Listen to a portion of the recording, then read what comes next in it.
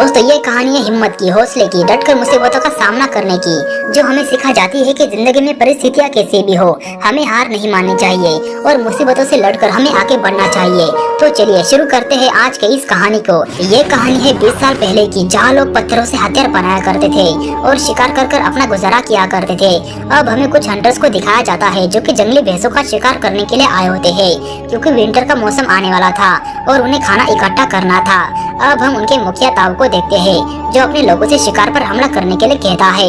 अब अपने ऊपर हमला होता हुआ देख वो भैंसें भी इनके ऊपर हमला कर देती है और फिर उन जानवरों को अपनी ओर आता देख वो सभी अपने भाले उनकी ओर फेंकते हैं, जिस वजह से वो सभी भैंसें अपनी दिशा बदल लेती है और एक एक करके खाई में गिरने लगते हैं। अब ये देख उन भैंसों का मुखिया इन हंटर्स के ऊपर हमला कर देता है और वो ताऊ के बेटे केड़ा के पीछे पड़ जाता है और उसे अपने सिंग में फंसा कर खाई की ओर जाने लगता है। अब ये देख ताऊ एक भाला लेकर उसके ऊपर हमला करता है, लेकिन उसका कोई भी फायदा नहीं होता और वो केड़ा को खाई में फेंक देता है। अब कहानी फ्लैशबैक में चली जाती है, जहाँ पर ताऊ अपने युवाओं को शिकार कैसे किया जाता है इसके बारे में बता रहा होता है, जिसके बाद उन्हें पत्थरों से औजार बनाने के लिए कहा जाता है, जिनमें 2 लड़कों को सिलेक्ट किया जाता है, जिनमें से एक ताऊ का बेटा केड़ा भी होता है।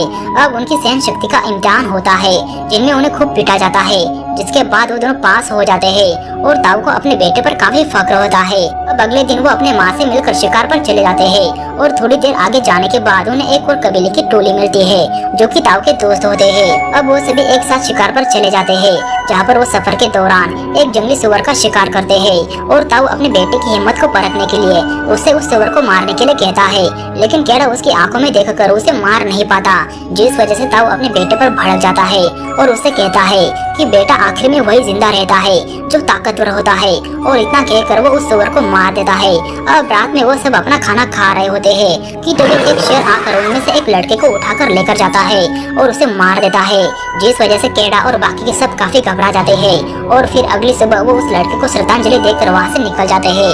अब वो सभी वहाँ पर पहुँच जाते हैं जहाँ पर हमने मूवी का फर्स्ट सीन देखा था, जहाँ पर केड़ा हमें खाई में गिरता हुआ दिखाई देता है, जिस वजह से ताऊ और बाकी के सब घबराते हुए उस चट्टान की ओर भागने लगते हैं, जहाँ पर उन्हें केड़ा एक चट्टान से लटका दिखाई देता है।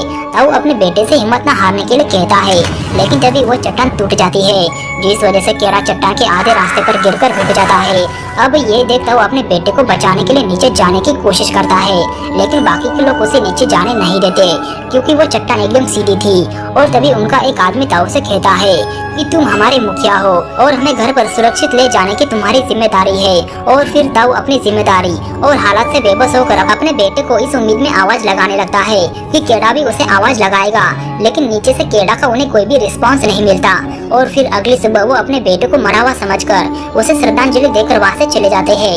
अब हम केड़ा को देखते हैं जिसे एक पक्षी नोचने लगता है, लेकिन तभी केड़ा की आंख खुल जाती है और वो उसे नीचे फेंक देता है और घबराया हुआ केड़ा अपने पिता को आवाज लगाने लगता है, लेकिन अब आखिर में कोई भी रास्ता न होने की वजह से वो उस चट्टान से नीचे उतरने की कोशिश करता है, लेकिन चट्टान सीधी होने की वजह से वो नीचे नहीं उतर पाता और वो वहीं पर ही लटक जाता है। वो वहाँ पर काफी देर तक ऐसा ही लटका होता है और फिर वहाँ पर बारिश भी शुरू हो जाती है, जिस वजह से वो खाई पानी से भर जाती है। तो केड़ा उस खाई में छलांग लगा देता है और बहता हुआ दूर चला जाता है।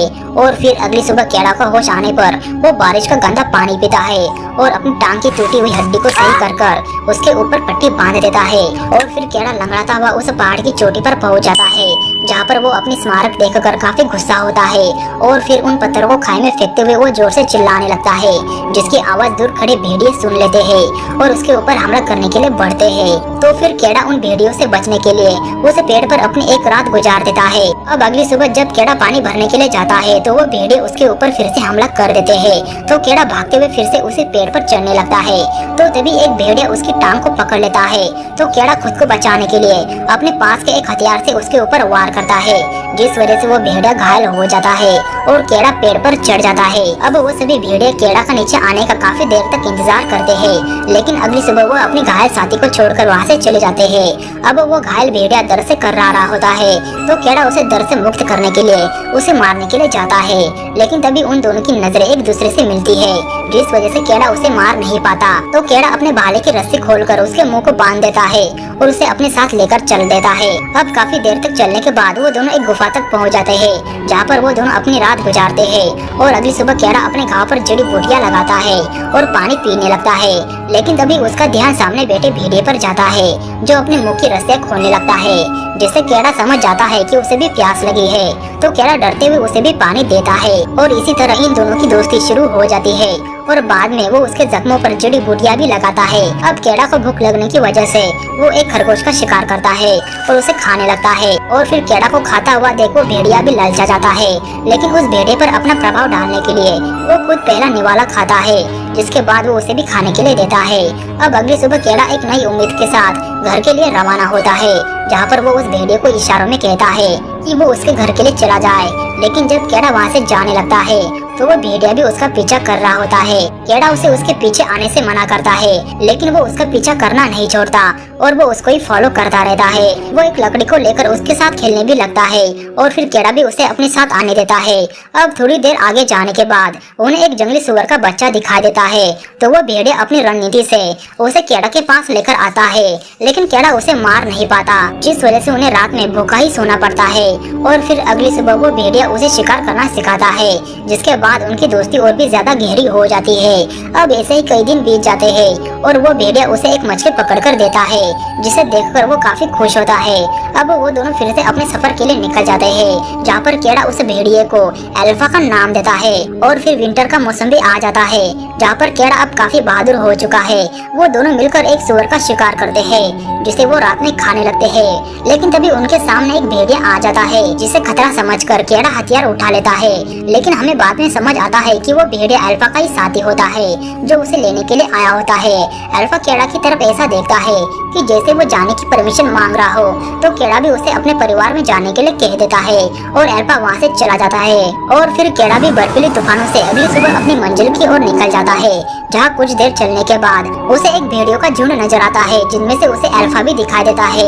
वो काफी खुश होता है और अपने दोस्त की ओर भागने लगता है, लेकिन तभी भागते वक्त वहाँ की बर्फ टूट जाती है, जिस वजह से केड़ा नीचे पानी में गिर जाता है।